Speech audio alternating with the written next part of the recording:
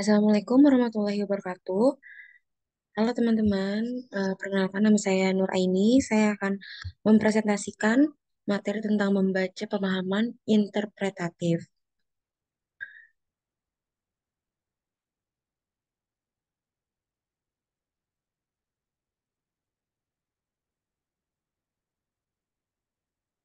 Baik, yang pertama ada pengertian. Eh, Membaca interpretatif adalah kegiatan membaca yang bertujuan agar para siswa mampu menginterpretasi atau menafsirkan maksud pengarang, apakah karangan itu fakta atau fiksi, sifat-sifat tokoh, reaksi emosional, gaya bahasa, dan bahasa kias, serta dampak-dampak cerita tersebut terhadap pembaca. Di sini selanjutnya ada tujuan membaca interpretatif. Tarigan mengemukakan 6 tujuan membaca interpretatif, yaitu maksud pengarang, fakta atau fiksi, sifat-sifat tokoh, reaksi emosional, gaya bahasa, dan dampak cerita.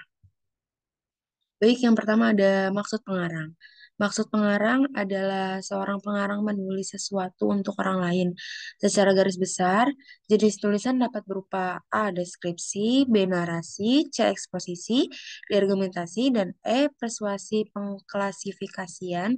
Ragam tulis dapat pula berdasarkan nada voice, berupa nada akrab, nada penerang, nada menjelaskan, nada mendebat, nada mengkritik, dan nada kewenangan.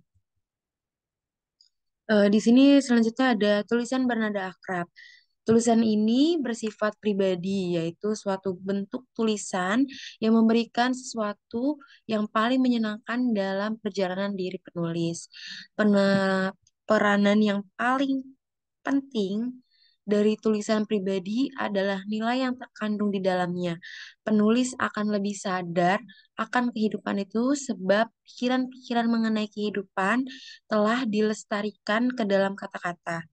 Tulisan pribadi dapat berbentuk buku harian, catatan harian, cerita tak resmi, surat, dan puisi. Tulisan pribadi ditandai oleh satu, bahasa yang alamiah, wajar, biasa, sederhana. Yang kedua, ujaran yang normal, lincah, kalimat yang biasa dipakai sehari-hari. Karena bebas dari sifat keresmian, maka tulisan pribadi harus satu, hidup bersemangat, dua, lincah, cemerlang, ketiga, menarik, memikat, mempesona, keempat, menyegarkan, dan tulisan pribadi dapat berbentuk satu, buku harian, catatan harian, atau dua, cerita biografi, tiga, lelucon autobiografi, keempat, esai pribadi. Selanjutnya di sini ada tulisan bernada penerangan. Tulisan bernada penerangan bersifat informatif dan membuahkan tulisan yang bersifat deskriptif, bersifat mengerikan. Mengerikan berarti melukiskan. Memaparkan adalah adanya tanpa menambahi, mengurangi keadaan sebenarnya. Karya ini bertujuan mengajak para pembaca bersama-sama menikmati, merasakan, memahami dengan sebaik-baiknya objek, adegan, pribadi, atau suasana hati yang dialami penulis. Deskripsi atau bermaksud menjelaskan, menerangkan minat pembaca. Dilihat dari bentuknya, maka karya tulis pemberian dapat dibagi atas satu pemberian faktual, dua pemberian pribadi, dan dua pemberian pribadi.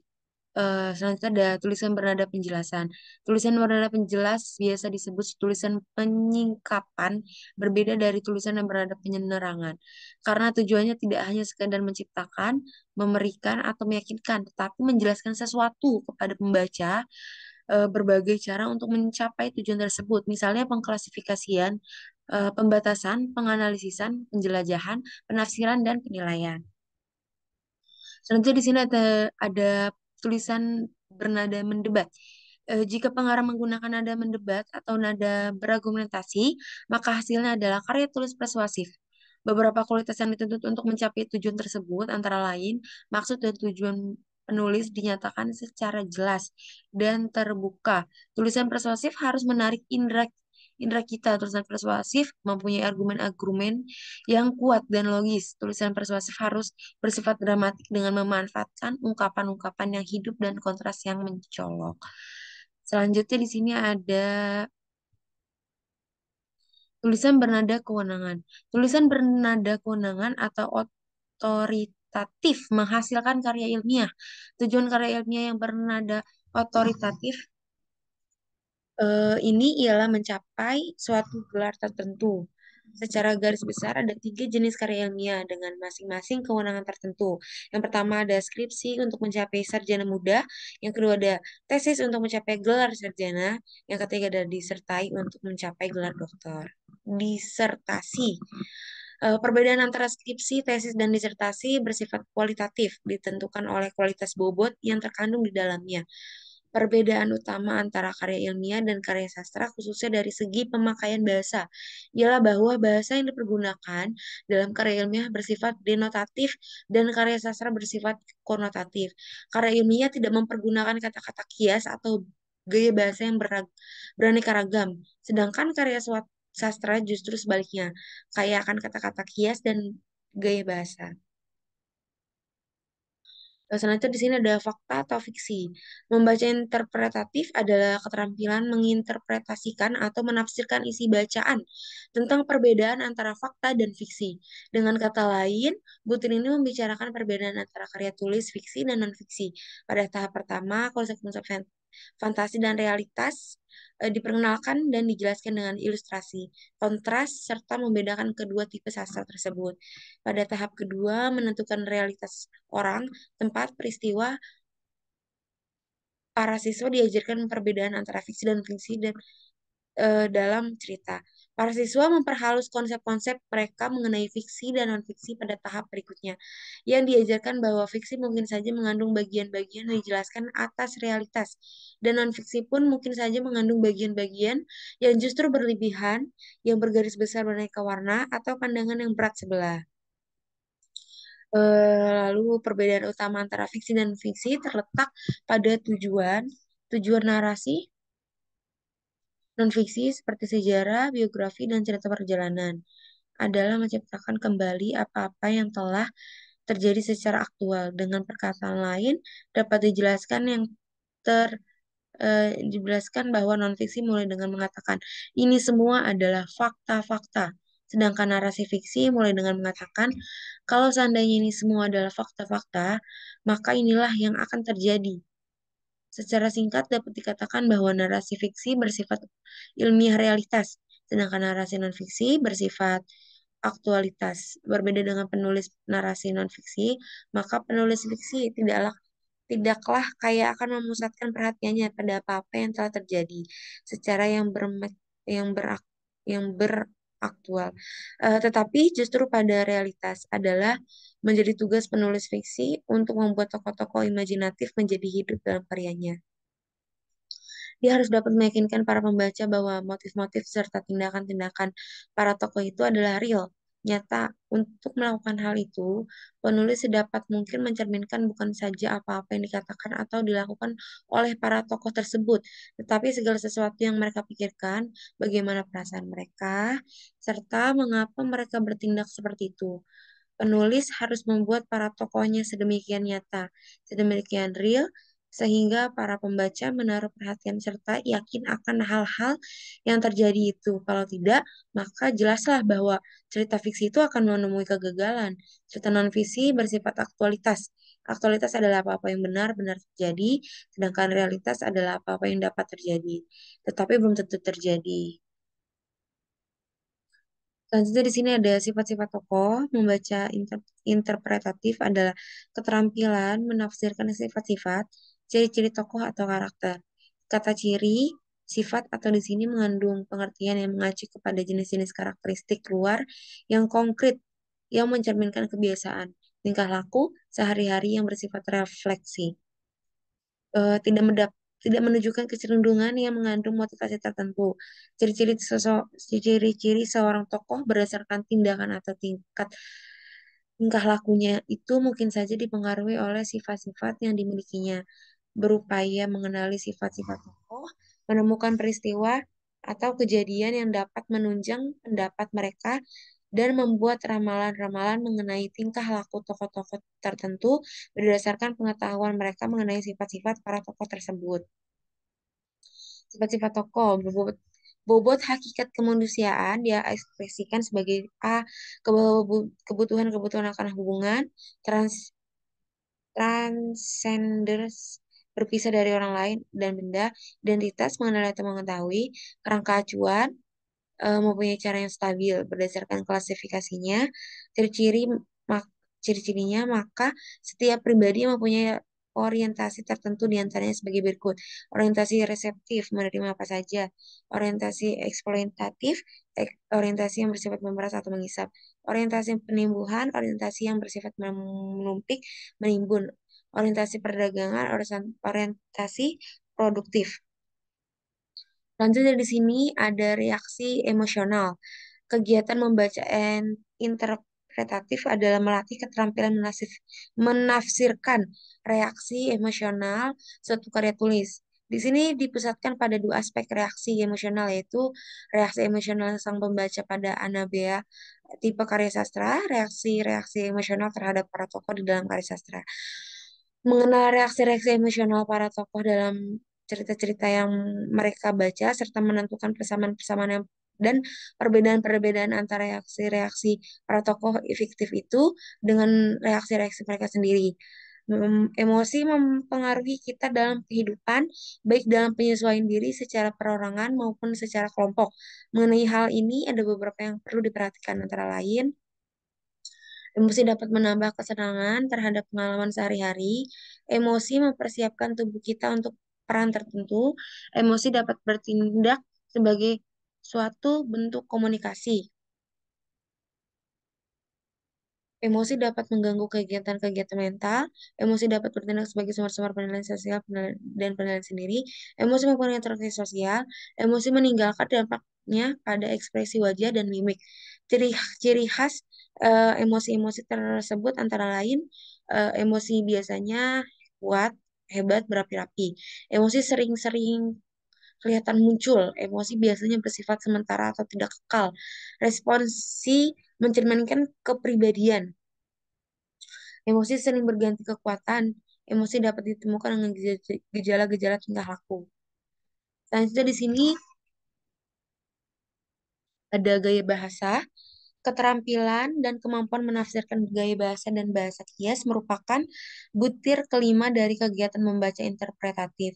Bahasa diperluas dengan cara memperkenalkan makna-makna konotatif dan denotatif, eufemisme, dan pola-pola bahasa sehari-hari. Melalui penganalisisan karya tulis orang lain dan karya kreatif mereka sendiri, maka para siswa belajar memahami serta memanfaatkan bahasa imajinatif dengan lebih baik. Bahasa adalah suatu sarana interaksi sosial. Fungsi utamanya adalah komunikasi, korelasi psikologis. Suatu bahasa adalah kompetisi atau kemampuan komunikasi, kemampuan melaksanakan interaksi sosial dengan kebantuan bahasa. Aspek retoris lainnya dari peranan penulis cerita adalah penggunaan bahasa untuk menciptakan suatu nada atau suasana persuasif serta merumuskan dialog yang mampu memperlihatkan hubungan dan interaksi antar sesama tokoh. Kemampuan penulis mempergunakan bahasa secara cermat dan tepat guna akan dapat menjelmakan suatu suasana yang berterus terang atau satiris, simpatik atau menjengkelkan, objektif atau emosional. Selanjutnya kegunaan lain dari bahasa adalah untuk menandai tema seseorang tokoh. Para penulis dapat memanfaatkan bahasa untuk menghasilkan efek misik yang serupa itu dengan cara menyuruh seseorang tokoh agar sering mengulangi suatu frase yang ingin diperkenalkan. Keterampilan sang pengarang memanfaatkan bahasa untuk menciptakan nada dan suasana yang tepat guna dapat memukau para pembaca. Berbagai gaya bahasa dapat dimanfaatkan untuk mencapai tujuan sang pengarang, antara lain aliterasi, antanaklasis, antitesis, kiamus, oksimoron, paralipsis, paronomasia, seleksis, zeugma. Selanjutnya ada dampak cerita. Kegiatan membaca interpretatif menyangkut masalah dampak cerita-cerita. Suatu keterampilan meramalkan aneka dampak yang mungkin dihasilkan oleh suatu cerita. Keterampilan utama yang dituntut di sini adalah keterampilan meramalkan dalam berbagai tahap yang terdapat dalam cerita apa yang terjadi berikutnya dan membimbing anak-anak untuk menyadari bahwa dalam setiap situasi tertentu mungkin saja terkandung sejumlah dampak yang masuk akal. Biasanya setiap cerita dapat dibagi atas 5 bagian, yaitu situasi, generating circumstance, rising action, klimaks, denouement. Pengertian setiap jenis tersebut adalah sebagai berikut. Alur gerak dalam bahasa Inggris, alur gerak ini disebut the action plot. Alur disusun sekitar suatu masalah dan pemecahannya. Alur ini terutama sering sekali pada sastra polupar, sastra massa. Yang kedua ada alur pedih, tiga ada alur tragis, lalu selanjutnya ada alur penghukum, alur sinis, alur sentimental, ada kekaguman atau the Demetrian plot, alur kedewasaan atau the maturing plot, alur perbaikan atau the reform plot, alur pengujian atau the testing plot, alur pendidikan atau the education plot, alur penyikapan rahasia atau revelation plot, alur perasaan sayang atau the affection plot, alur kekecewaan atau disillusionment plot. Aneka tujuan membaca interpretatif.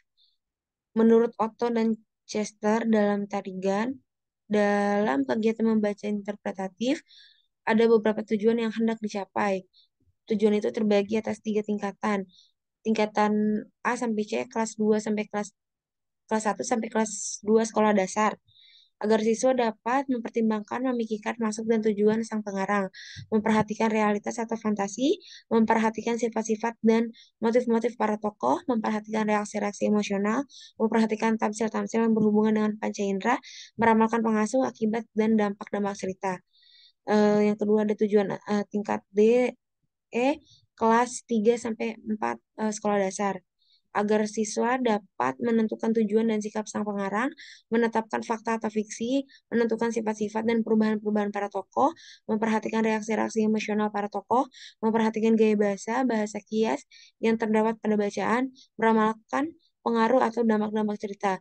Tujuan tingkat G, kelas 5 sampai 6 sekolah dasar adalah agar para siswa dapat mempertimbangkan memikirkan pendapat sang penulis, menentukan unsur-unsur fakta dalam fiksi, menentukan serta memperbandingkan sifat-sifat, sikap-sikap, perubahan-perubahan, dan motif-motif para tokoh, mengenali reaksi-reaksi emosional para tokoh, memperhatikan penggunaan kata-kata yang bermakna konotatif dan denotatif, meramalkan dampak-dampak bahan bacaan.